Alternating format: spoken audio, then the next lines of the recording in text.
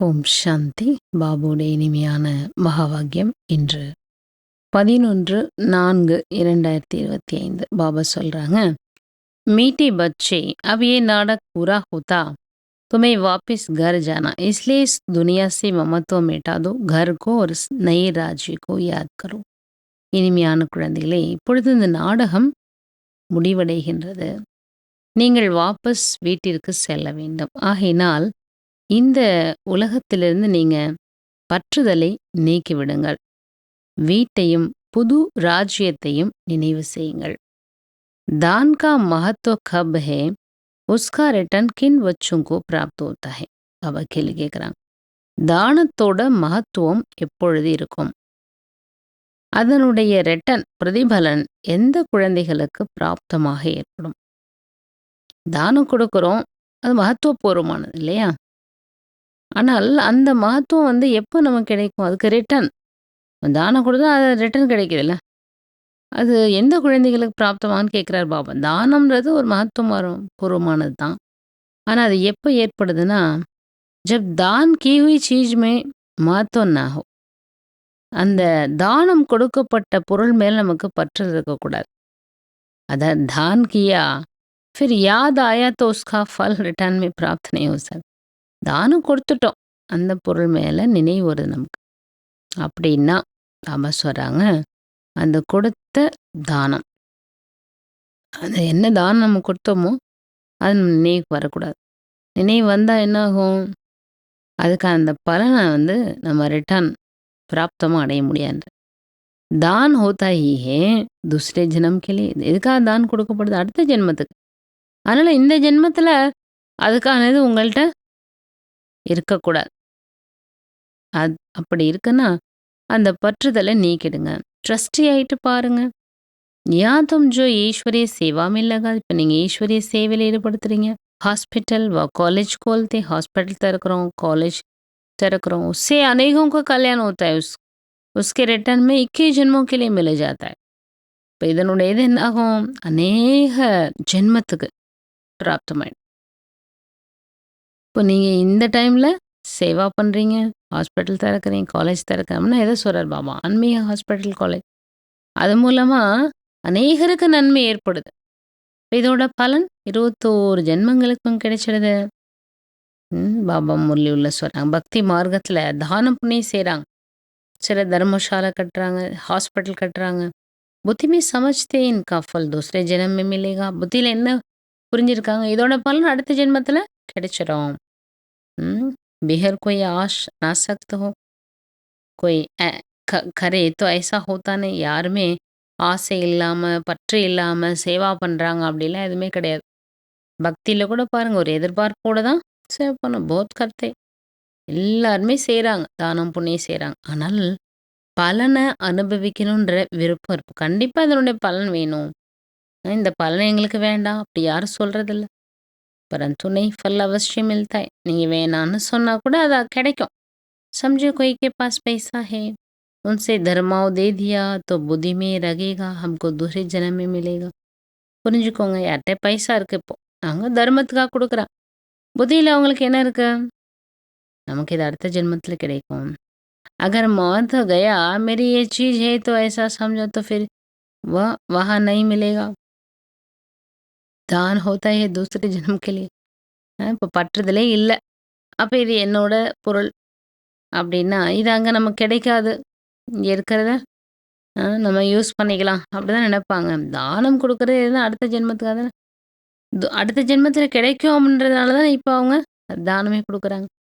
मेरी ये चीज़ें ऐसा समझा तो फिर वहाँ नहीं मिलेगा. இது நம்மோட பொருள் தான், பிறகு அது அங்கே கிடைக்காது.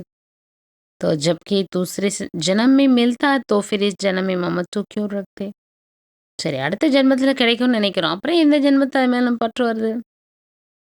அதனால தான் பாபா என்ன சொல்கிறாங்க, நீங்கள் தானம் கொடுத்துட்டீங்கன்னா அது மேலே உங்களுக்கு பற்று வரக்கூடாது, மமத்துவம் இருக்கக்கூடாது.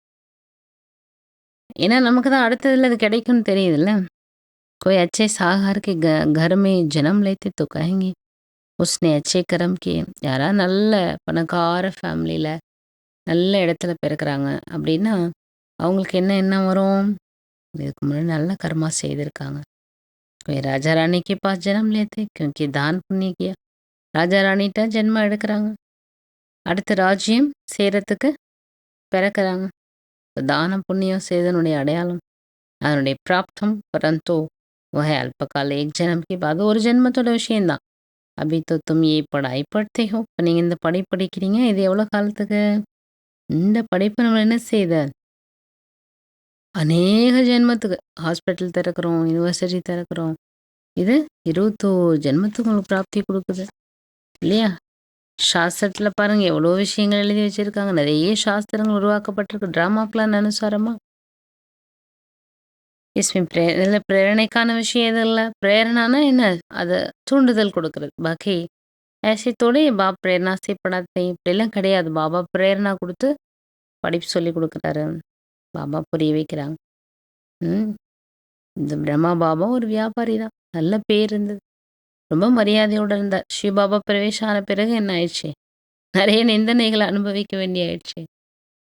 சிவபாபா பற்றியே யாருக்கும் தெரியாது. ஆனால் சிவபாபா வந்த பிறகு அந்த மாதிரி ஆகுது. நான் உனக்கு காலி தே சக்தி. சிவபாபா போய் நிந்திக்க முடியுமா? யார் நிந்தனை அதிகம் அனுபவிக்கிறது? பிரம்ம பாபாவுக்கும் கிடைக்குது, ஸ்ரீ शिवबाबाவுக்கும் கிடைக்கும். श्री कृष्ण ने कहा ना, मैंने माखन खाई, ये भी खाते, काम तो सब कुछ बाबा का, मैं कुछ नहीं करता. ஸ்ரீ கிருஷ்ணா கூட என்ன சொல்றாரு? அவரா வெண்ணெய் திருடுறாரு? அங்கே வெண்ணெய்க்கான விஷயமே இல்லை சத்தியுகத்தில். அங்கே யார் வெண்ணெய் சாப்பிட போகிறாங்க? அங்கே எல்லார்ட்டும் எல்லாமே இருக்கும். இந்த காரியம் எல்லாம் சிவபாபாவோடது. எல்லாமே செய்கிறார் பாபா. நான் எதுவும் செய்யவில்லை. பாபா ஜாதுகார். நான் ஜாதுகாரெலாம் இல்லை. நான் மாயாஜாலக்காரலாம் இல்லை. மாயக்கண்ணன் சொல்லுவாங்கள்ல. கிருஷ்ணா மாயாஜாலக்காரெலாம் கிடையாது. அப்படிதான் சொல்லுவாங்கன்னு. அவர் அது மாதிரி செய்கிறதும் இல்லை. சாஸ்திரத்தில் மாதிரிலாம் எழுதியிருக்கிறாங்க. பாபா புரிய வைக்கிறார். மீண்டும் இது மாதிரி நடக்கும். இதெல்லாமே என்ன? எல்லாம் ஞானத்தோட முழு விஷயமும் ஞானத்தோடதுன்றார் பாபா. மனுஷி துடைக்காசு இதெல்லாம் மனுஷங்க செய்ய முடியாது. सो भी ब्रिटिश गवर्नमेंट के राज्य में कोई के पास इतनी कन्याएं माताएं बैठ जाए, कोई कुछ कर ना सके. कोई के संबंधी आते थे तो एकदम भगा देते थे. बाबा तो कहते बोले इनको समझा कर ले आओ. मैं कोई मना थोड़ी करता हूँ, परंतु किसकी हिम्मत नहीं होती. बाबा சொல்றாங்க யாருனாலும் சரி இந்த நாலேஜ் வந்து கேட்கலாம். பிரிட்டிஷ் கவர்மெண்ட்டோட ராஜ்யம் பாபா இருக்கும்போது பிரிட்டிஷ் கவர்மெண்ட் தான் இருந்தது இல்லையா? யாராவது கன்யாஸ் மாதாஸ் உட்காடுறாங்கன்னா பாபா சொல்கிறாங்க அவங்களுக்கு புரிய வச்சு அழைச்சிட்டு வாங்க. சில பேர் என்ன பண்ணுறாங்களாம், அவங்க ஏதோ ஒரு சத்சங்கத்துக்கு வந்து உட்காராங்கன்ட்டு அவங்கள கூட்டிகிட்டு போயிடுறாங்க. ஞானம் கேட்க விட மாட்டேங்கிறாங்க. பாபா சொல்கிறார், நீங்கள் அவங்களுக்கு புரிய வச்சு அழைச்சிட்டு வாங்க. நான் யாரையுமே மறுப்பு சொல்லலை. ஆனால் யாருக்கு தைரியம் இல்லை. பாபாக்கு தாக்கத் थी ना, பாபாக்கு அவ்வளோ சக்தி இருந்தா. பாப் कहते हमारे श्रीमत पर चलो. பாபா சொல்கிறாங்க என்னோட ஸ்ரீமத் பண்ணிடுங்க. மரணம் முன்னாடி நிற்கிது. ஃபேர் அந்தர்க்கு जो कुछ ஆசை பிறகு உள்ளுக்குள்ள என்ன ஆசை இருக்குது? मरना तो है जरूर. वो अभी महाभारत लड़ाई जितना अपना कल्याण कर सको उतना अच्छा है. பாபா சொல்கிறாங்க என்னெல்லாம் ஆசை இருக்குதோ அப்புறம் அது என்ன ஆகிடும்? மரணம் முன்னாடி நிற்கிது, அப்புறம் நடக்காமல் போயிடுங்கிறார் பாபா. மரணம் எல்லாருக்கும் இருக்க தான் போகுது. அதில் எந்த மாற்றமும் இல்லை. மிகப்பெரிய மகாபாரத யுத்தம் இது. எவ்வளோ முடியுதோ என்ன பண்ணணும்? நன்மை செய்யுங்க, நன்மை செய்யுங்க, நன்மை செய்யுங்க. இல்லை என்றால் வெறும் கையோட போக வேண்டியிருக்கு. முழு உலகத்தினுடையதும் எல்லாம் போயிட்டு பாபா. சாரி துனியா ஹாத் காலி ஜானே. முழு உலகமும் வெறும் கையோட போகுது. குழந்தைகள் நீங்கள் மட்டும்தான் கை நிறைஞ்சு போவீங்க. தன்வான் ஆகி செல்வந்தனாகி போவீங்கன்னு சொல்கிறார். இதெல்லாம் புரிந்து கொள்வதற்கு விஷால புத்தி வேணும். நம்ம எவ்வளோ நிறைஞ்சு போக போகிறோன்றது விஷால புத்தியோடு நம்ம யோசிச்சா புரியும். பாபா தாரணைக்கு சொல்கிறாங்க, அச்சா ஸ்வயம்கி சிந்தன் ஒரு படாய்மை மஸ்தரன். தன்னுடைய சிந்தனை மற்றும் தன்னை பற்றிய சிந்தனை மற்றும் படிப்பில் நல்ல ஆனந்தமாக இருங்க, மஸ்தில் இருங்க. दूसरों को नहीं देखना है. மற்றவங்கள பார்க்காதீங்க. अगर कोई अच्छा नहीं बोलता तो एक कान से सुन दूसरे से निकाल देना. வேலை யாராவது நல்லா பேசலை, அவங்களோட பேச்சு அந்த மாதிரி இருக்கு அப்படின்னா பாபா சொல்கிறாங்க, ஒரு காதில் கேட்டு இன்னொரு காதில் விட்டுடுங்கன்ற. ரூட் கர்க்கே படாயினே சொன்னேன். யாராவது நல்லா பேசலை, நல்லா நடத்தலை அப்படின்னு நீங்கள் அதை பார்க்குறீங்க. கோச்சிக்கிட்டு படிப்பை விடக்கூடாது. என்ன காரணம்னாலும் சரி, படிப்பு யாரோடது? பகவானுடைய. ஜீते जी सब कुछ दान करके अपना ममत्व मिटा देने. வாழ்ந்து கொண்டே எல்லாத்தையும் தானம் செய்து பற்றுதலை நீக்கு. தானம் பண்ணிட்டா அது மேலே பற்று கிடையாது நமக்கு. பூரா வில் का ट्रस्टी में हल्का रहना है. முழுசாக என்ன பண்ணணும்? பாபாட்ட வில் பண்ணிடுங்க, உயில் எழுதிடுங்க. ட்ரஸ்டி ஆகிட்டு லேசாக இருங்க. ஆத்ம அபிமானியாகி அனைத்து தெய்வீக குணங்களையும் தாரணா செய்யுங்க. வரதானம் भिन्नता को मिटाकर एकता लाने वाले सच्चे सेवादारी. வேற்றுமையை நீக்கி ஒற்றுமையை கொண்டு வரக்கூடிய உண்மையான சேவாதாரி ஆகுங்க. பிராமண பரிவாரத்தினுடைய விசேஷத்தா என்ன? அநேகம் இருந்தாலும் அநேகத்தில் ஒன்று. आपकी एकता द्वारा ही सारे विश्व में एक धर्म एक राज्य भी स्थापना. உங்களுடைய அந்த ஒற்றுமை தான் முழு உலகத்திலையும் ஒரு தர்மம் ஒரு ராஜ்யத்தினுடைய ஸ்தாபனை செய்த. அதனால விசேஷமா அட்டென்ஷன் கொடுத்து வேற்றுமையை நீக்குங்க, ஒற்றுமையை கொண்டு வாங்க. அப்பதான் சொல்ல முடியும் உண்மையான सेवादारी. सेवादारी स्वयं प्रति नहीं लेकिन सेवा प्रति होती. சேவாதாரினா தனக்கா மட்டும் இல்லை, சேவான்றது என்ன? எல்லாருக்கும். சேவாதாரினாலே அங்கே மற்ற ஆத்மாக்களுடையது முக்கியம் இல்லையா? ஸ்வயம்கா சப்கோ சேவா பிரதி சுவாகம். சேவைக்காக யூஸ் பண்ணுறது தான் சேவாதாரின்னு சொல்லப்படுது இல்லையா? தனக்காக நம்ம அதில் செய்தாலும் கூட ஸ்வயம்கா சப்குச் சேவா பிரதி ஸ்வாகா கருத்தே. தன்னுடைய என்ன பண்ணுறாங்க? எல்லாத்தையும் சேவைக்காக ஸ்வாகா கொடுத்து விடுவது. ஜெய்சி சாக்கார் பாப்னே சேவாமே ஹட்டியாமே ஸ்வாகா. இப்படி பாருங்க, சாக்கார பிரம்ம பாபா சேவையில் என்ன பண்ணார்? தன்னோட எலும்பை கூட ஸ்வாகா, பாபாவோட சேவையில் இதை யூஸ் பண்ணிக்கோங்க பாபா அப்படின்னு கொடுத்துட்டார். எல்லாத்தையும் பாபா பயன்படுத்த ஆப் ஏசி ஆப்கி. அந்த மாதிரி உங்களோட ஒவ்வொரு கர்ம இந்திரியங்களையும் சேவைக்காக பயன்படுத்துங்க. அதுதான் பாபா என்ன சொல்ற உண்மையான சேவாதாரி. ஸ்லோகன் பரமாத்மா பியார் மே கோ ஜாओ. பாபோட அன்புல மூழ்கி விடுங்கள். தோ துக்கோं की दुनिया भूल जाएगी.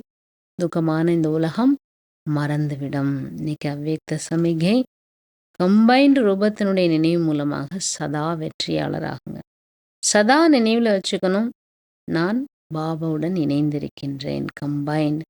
கம்பைண்டுனா என்ன? இணைந்திருப்பது. கோய்க்கு தாக்காத எந்த ஒன்றுக்கும் சக்தி கிடையாது. जो अनेक बार के कंबाइन स्वरूप को अलग कर सके. அநேக முறை பாபா கூட இணைந்த சுரூபத்தில் இருந்திருக்கிறோம். எந்த ஒன்றுக்கும் அந்த சக்தி கிடையாது அந்த கம்பைன் ரூபத்தை பிரிக்கிறதுக்கு. அன்பின் அடையாளமே என்ன? கம்பைண்டாக இருக்கிறது தான். ஆத்மா பரமாத்மாக்கா சாத். ஆத்மா பரமாத்மாவுடைய ஒரு இணைந்த நிலை. பரமாத்மா தான் ஆத்மாவுக்கு துணை. பரமாத்மா तो कहाँ भी साथ नहीं पाता है. பாபா எங்கே வேணாலும் பாருங்க, நான் துணையாக இருக்கேன்னு சொல்லிட்டாருன்னா எங்கனாலும் தான் சொன்ன வாக்குறுதியை காப்பாற்றிடுவார் பாபா. வர ரேக்ஸே கமெண்ட் ரூப் சே பிரீத்தி கி ரீதி நிபானே. ஒவ்வொரு ஆத்மாவுக்கும் ஒவ்வொருவரோடும் அந்த கம்பைன்டு ரூபத்தில் நான் இருக்கிறேன் அப்படின்னு கொடுத்த அந்த வாக்குறுதியை பாபா காப்பாற்றக்கூடியவர், காப்பாற்றி கொண்டிருக்கிறார். ஓம் சாந்தி.